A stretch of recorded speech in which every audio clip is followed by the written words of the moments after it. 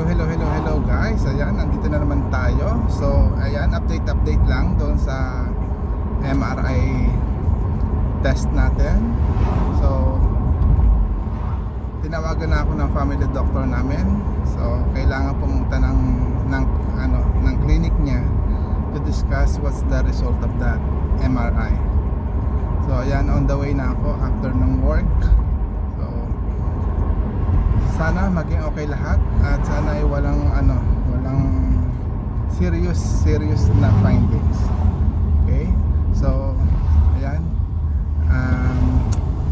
On the way na ako papuntang clinic.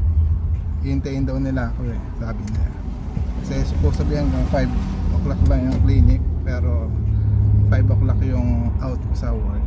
So, I need to report right now, right away. Okay? So see you guys. Bye.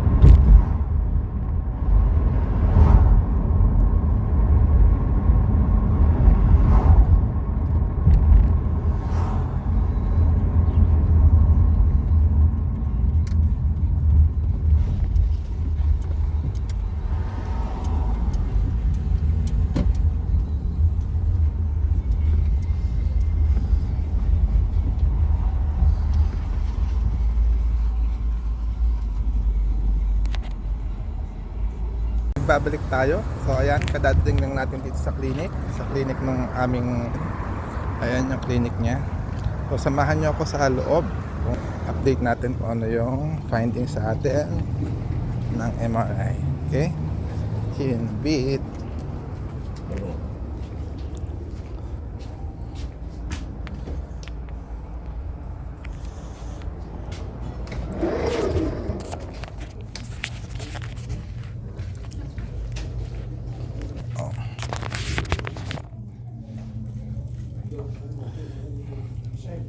Doctor to start stuff?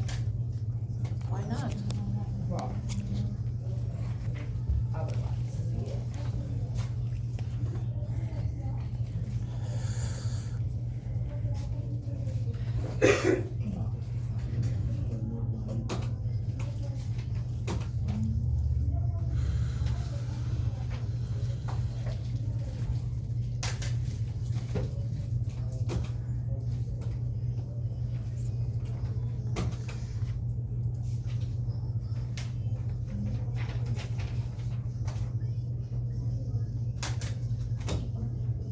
Oh yeah, I told you you did.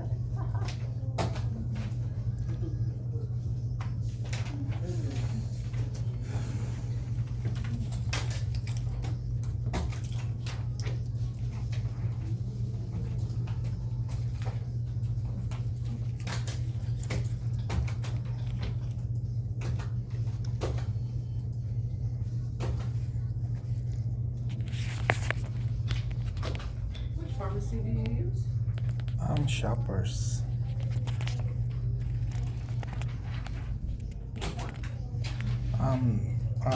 Northgate. Ayan, nagbabalik po tayo dito sa ating follow-up check-up. So, ayan, dito na tayo sa loob ng clinic at nag-aantay na lang tayo ng tawag ng turn natin para ma-meet yung doktor. Diba, yung family doctor namin. So, ayan, pinatawag nga pala ako para sa result ng MRI. So, antay-antay lang tayo ng ng tawag. Pero ako na lang solo dito kasi late na. Diba? So, ayan, tinawag na tayo.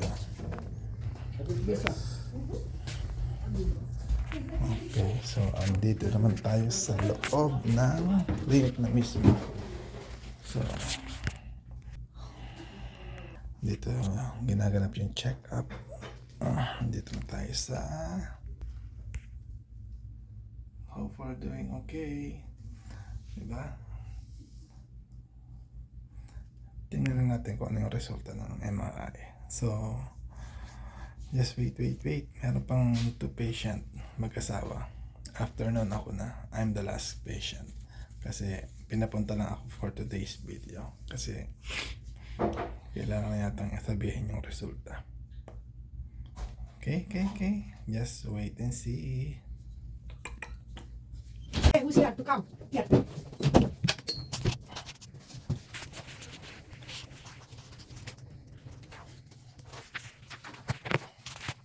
Out the back.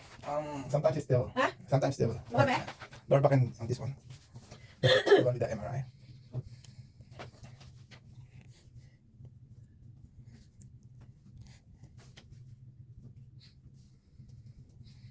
Upper back and lower back. Mhm.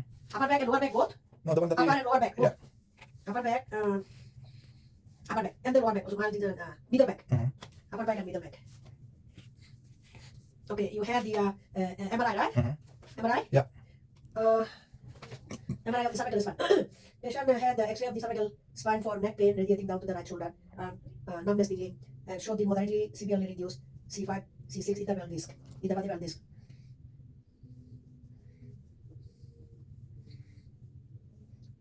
This space narrowing or something, right?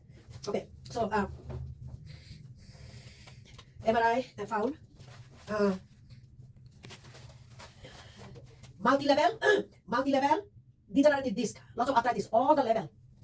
Vertebra, like C1, C2, C3, C4, C7, and the thoracic 1, 2, 3, until 12.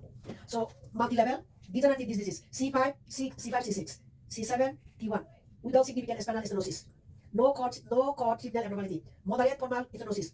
Foraminal stenosis on the right. Left, at the C4, you go to the, on the right or left? On the right. So, what happened is, here you have arthritis pressing on the nerve, the canal become narrow, Okay. pressing on the nerve. Okay? That's only your problem. So, mild generalized T1 narrow spinal signal. Narrow signal may reflect narrow reconversion or diffuse narrow infiltration. Clinical typically and correlation I didn't understand. So anyway, mostly that you are pain here because of the arthritis in the narrow, and especially at the level of moderate foraminal stenosis. When the nerve going out, you're going to compress here. Narrow. That's a pressing on the nerve. That's what you feel. So they're not going to do any surgery on you. You're not falling down or anything. I don't think so. Surgery. You're too young. They're not going to do anything. So if you're really bad, then go physiotherapy. That's all. That's why I call you to let you know what's wrong. Okay, nothing serious on that. Nothing serious, but if you're numbness, they paralyzed, that's serious. They need the surgery. Otherwise, no. They're not going to do anything for you. It's too young still. There's no medication. Medication is what medication going to do? Medication you take only for painkiller. Tylenol, Yeah, that's what I did when I Yeah. when I feel hurt. You take Tylenol, Advil, Advil. anything. Yeah. And then if really bad, go physiotherapy. That's all I can say. Physiotherapy. Physio. What's doing the physiotherapy? Physiotherapy, excellent therapy. I don't know. They know what to do in that case. Would you like to go ahead? Because you're okay with that at the moment. Yeah, I'll try it. Huh? I'll try to go to the physio.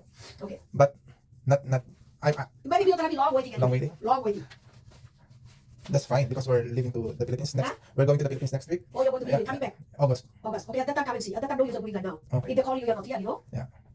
Because you said it's a long wait, right? Long way, but in case that they call you, you have appointment September. So if they call you, you're not here. You know what I mean? Yeah. So knowing it, that you have a problem, careful with the lifting, my friend. Luggage lifting and lifting, you know, you'll be traveling. It might take the worst, I tell you. Okay, and when I found that multi-level.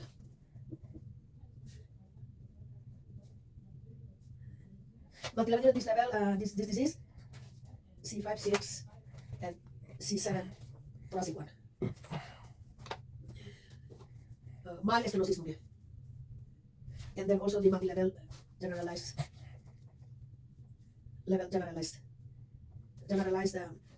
T4, no, not T4, T1 narrow signal. Moderate foraminal stenosis. Okay, so PCO, do you have insurance coverage? Yeah. Come back, we do it. You know, see how we do that. Be careful with the going to Philippines. How about regarding my work? I'm a welder, so it is affect on my I don't know. That's up to the what place for you people. I don't know. no because I'm doing a lot of lifting. Yeah, going to Philippines when? When to when? Monday, 24. Huh? 24. June June 24. 24 to when? July 30. July? 30. 30? Yeah. Okay, come back at that time. Come back. But careful with the lifting. What you do at the workplace, I'm not sure. Because I'm doing a lot of lifting. That's a lot of lifting in Yeah. the workplace. If it is bad, talk to your bosses. Try to work, right? Yeah. Yeah. It's not a workman compensation. It's not. So they're not going to do anything about it. It's not work related anyway. You're born like that. It's not work related. So they're not going to do anything. If you can do, do. If you cannot do, they will tell you. What else? You So know? it didn't come to I mean it was my work that this I don't thing. think that because of the cause. Because if the arthritis is arthritis, we have all arthritis. I don't think that's a work related. They are not going to make you the complete same work related. No way. It's a developmental. So where did I get that arthritis? With arthritis, we get everybody. Look at me, arthritis. Arthritis, some people develop arthritis early, some people late. It's the aging process. It's an aging process. I have arthritis from age 30 years old, I tell you. Look at me, all arthritis. Okay. Arthritis will come with us, arthritis will go with us when we die. Believe me. That's what they say. Arthritis, nothing else you can do. It's not work related. You cannot convince them work related. Okay. Only the workman compensation not the work related. When they see that they got arthritis, workman compensation doesn't even cover you. Doesn't even give you money. If somebody pain or falling down and do the X-ray, they go, the blah blah pain is because of arthritis, they don't even give you money. Even FGI, workman compensation. Try not to give you money as soon as possible. Okay. So it's not, it cannot compete and work related, no. Okay. So come back after that, you come and see me. But try to save, okay? Okay. Try to be safe. So, ayan, hello. Ayan, nagbabalik po tayo. So, ayan, kung narinig nyo naman at naintindihan nyo yung findings, yung readings ng aking MRI. So, ako personally, hindi ko masyadong naintindihan kasi sinabihan niya ako ng mga medical term, mga C5, C6, T1, T2.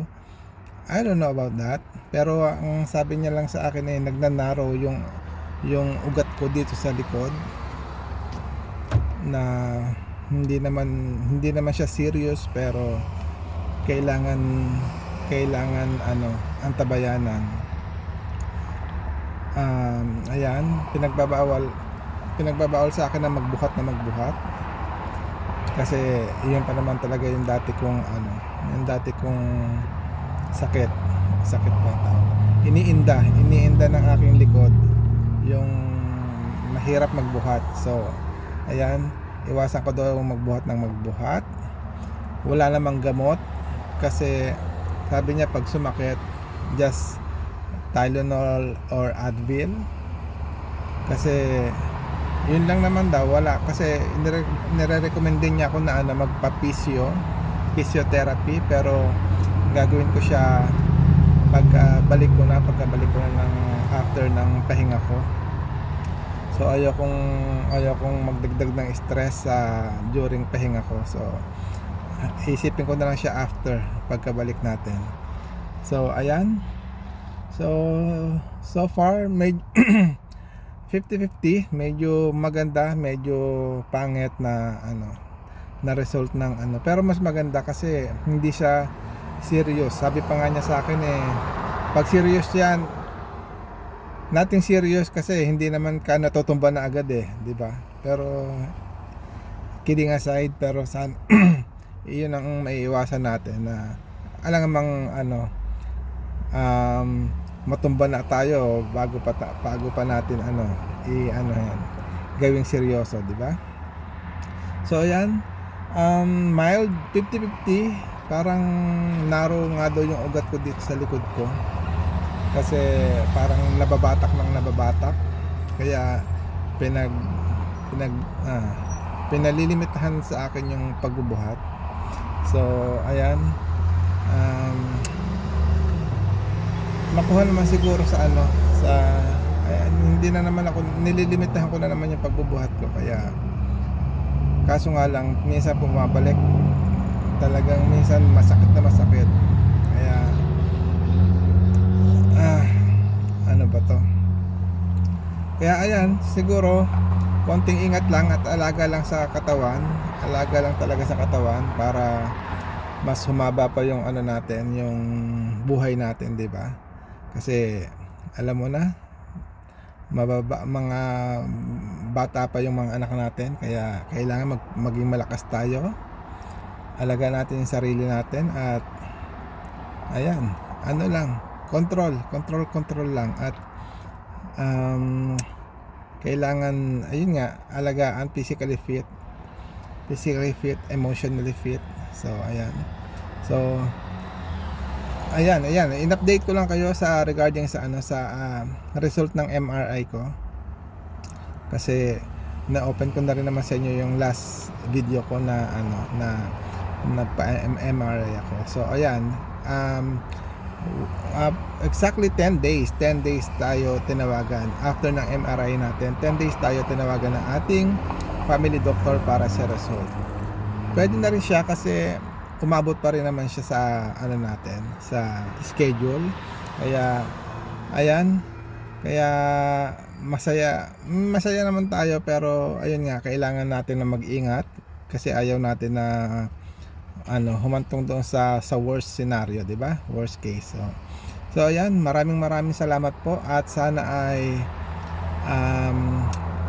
huwag kayong magsasawang manood ng aking mga video. So kung nauumay kayo, just nyo lang, hayaan nyo lang mag-play. So 'di ba? Para masaya tayo. Don't skip the ads, syempre. At maraming salamat po sa pagsama uli sa akin at sa pagkikinig. So ayan, pag ipare-read uli natin sa ibang may medical knows kung ano yung reading, makikita mo naman yun sa health record mo. Okay, see you guys, bye bye.